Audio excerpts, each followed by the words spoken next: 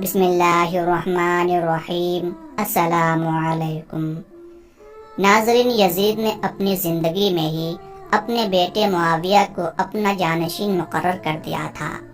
یزید کے 12 بیٹے اور 5 بیٹیاں تھیں، لیکن اس کو اپنے بیٹے معاویہ سے بے حد پیار تھا۔ اس کی تعلیم و تربیت بھی شہزادوں کی طرح کی گئی تھی۔ یزید چاہتا تھا کہ اس کا یہ بیٹا اس کا حقیقی جانشین بنے۔ یزید نے حکومت سنبھالتے ہی اپنے 2 بیٹوں خالد اور معاویہ کو اس وقت کے بہترین استاد عمر المخصوص کے مکتب میں 3 سال کے لیے بھیج دیا۔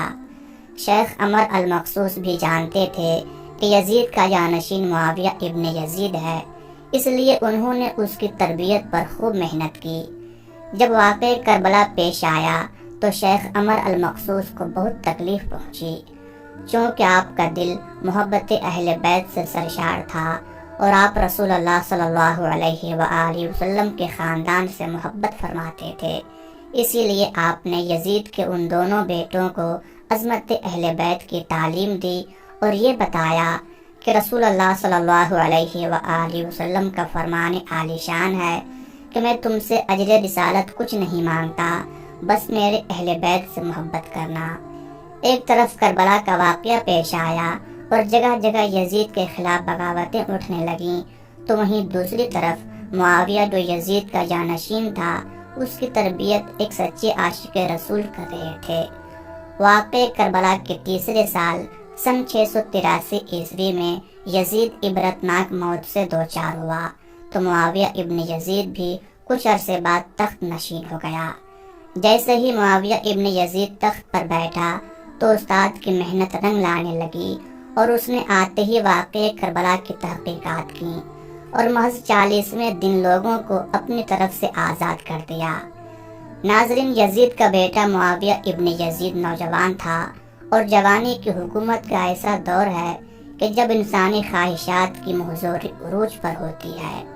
یزید کا جانشین ہونا اور پوری اسلامی مملکت پر حکمرانی کرنا اپنے تمام جائز و ناجائز خواہشات کو پورا کرنے کے لیے بہترین موقع تھا، مگر معاویہ ابن یزید نے تخت پر بیٹھتے ہی واقعہ کربلا کی تحقیقات کی اور حالات کا بہت باریک بینی سے جائزہ لیا۔ جب اس نے دیکھا کہ میرے باپ نے اسلام اور مسلمانوں کو کس قدر عظیم نقصان پہنچایا ہے، تو اس نے محسوس کیا کہ وہ ایک دوراہے پر کھڑا ہے کہ حکومت کی باغ ڈور سنبھالے اور ظلم و ستم اور عیش و عشرت کا بازار گرم کرے، یا تخت و تاج کو چھوڑ دے اور اپنے آپ کو ان ہولناک گناہوں اور ان کے دردناک عذاب سے دور رکھے۔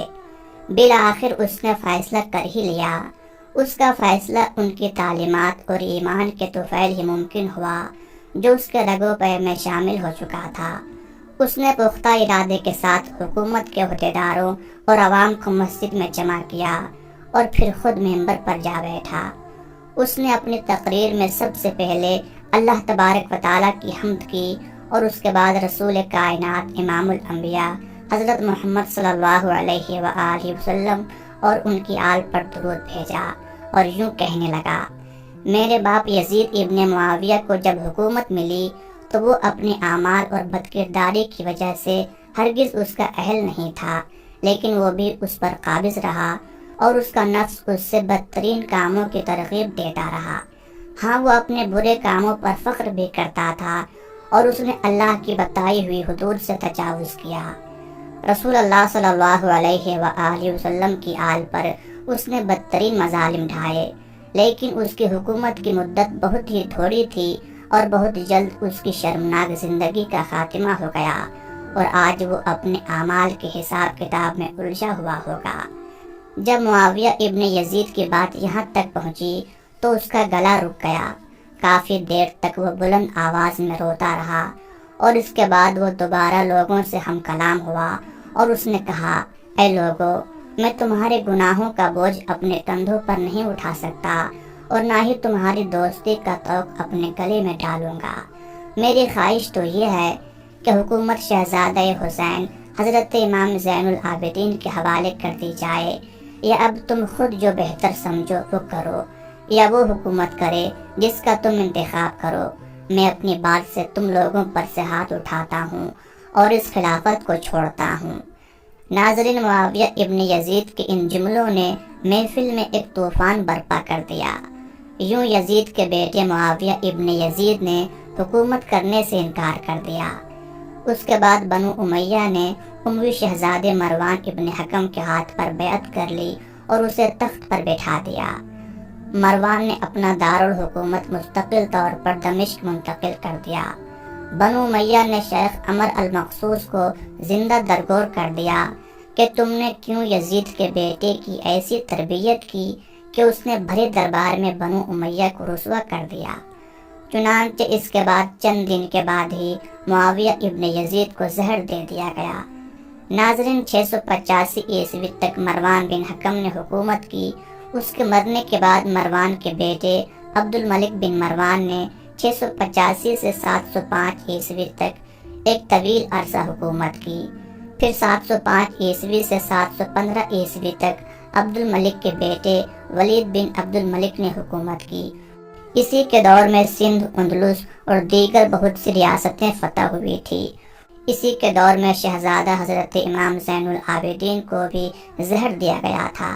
715 سے 717 تک ولید بن عبد الملک کے بھائی سلیمان بن عبد الملک نے حکومت کی اور 717 میں عمر بن عبد العزیز رحمۃ اللہ علیہ معجزانہ طور پر تخت نشین ہوئے، لیکن ان کو بھی زہر دے دیا گیا۔ 720 تا 724 تک ولید بن عبد الملک اور سلیمان بن عبد الملک کے بھائی یزید بن عبد الملک نے حکومت کی باغ ڈور سنبھالے رکھی۔ اس کے بعد ہشام بن عبد الملک، ولید بن یزید، یزید بن ولید، ابراہیم بن ولید اور مروان بن محمد نے بالترتیب حکومت کی اور 750 عیسوی میں بنو امیہ کی حکومت کا تختہ بنو عباس نے الٹ دیا۔ بنو امیہ کا آخری حکمران مروان ثانی ایک انتہائی سست اور ڈرپوک حکمران تھا، جس نے ابو مسلم خراسانی کے ہاتھوں شکست کھائی اور یوں بنو عباس کی حکمرانی شروع ہوئی۔ ناظرین، تاریخی کتابوں میں درج ہے کہ ابو مسلم خراسانی نے بنو عباس کے ابو جعفر المنصور اور ان کے بھائی ابو العباس الصفا کو حکمرانی سونپ دی۔ اس طرح بنو عباس کے پہلے حکمران ابو العباس نے آتے ہی بنو امیہ کا نام و نشان مٹانے کی قسم کھائی۔ بہت سے لوگوں کو قتل کر دیا گیا اور کربلا کے واقعے میں ملوث تمام کرداروں کی قبریں تک کھود دی گئی۔ اسی طرح بنو عباس کے حکمران ابو العباس الصفا نے یزید کی قبر کو بھی کھدوایا اور یہ کام اس نے اپنی نگرانی میں کروایا۔ وہ چاہتا تھا کہ یزید کو قبر سے نکالے اور اس کی لاش کو سولی پر لٹکائے۔ چنانچہ یزید کے مرنے کے 65 سال بعد اس کی قبر کو اس وقت کے حکمران ابو جعفر اور ابو العباس کی نگرانی میں کھدوایا گیا۔ لیکن جب قبر کو کھولا گیا تو سب یہ دیکھ کر حیران رہ گئے کہ اس میں لکڑیوں کی راکھ، بدصورت کتے اور ایک اژدہے کے سوا کچھ نہ تھا۔ اللہ تبارک و تعالیٰ سے دعا ہے کہ وہ ہمیں گناہوں سے بچنے اور نیک اعمال کرنے کی توفیق عطا فرمائے۔ آمین یا رب العالمین۔